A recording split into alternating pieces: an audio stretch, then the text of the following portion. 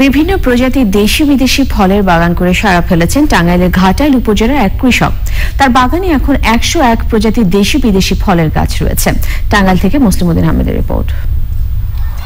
তিন জয়তুন, এক fruit cherry, blackberry থেকে শুরু করে 52 প্রজাতির বিদেশি ফল এবং 49 ধরনের দেশি ফল ও ঔষধি গাছ রয়েছে টাঙ্গাইলের ঘাটাইল উপজেলার রসুলপুরের কৃষক শামসুল আলমের মিশ্র বাগানে। 101 জাতের ফল ফলাইতে সফল হয়েছি।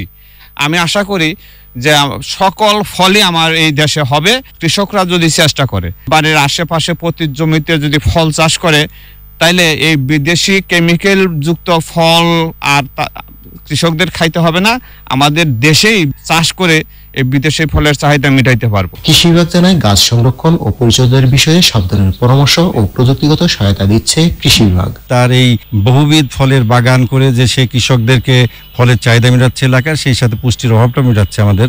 এই জন্য আমি মুগ্ধ এবং আমরা কৃষি সম্প্রসারণ দপ্তর তার পাশে আছি।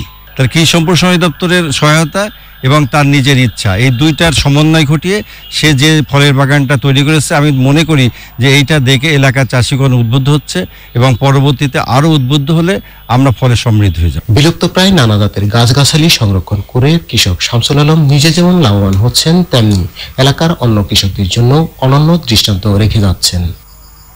টাঙ্গাইলের ঘাটাইল থেকে মুসলিম উদ্দিন আহমেদ, চ্যানেল আই।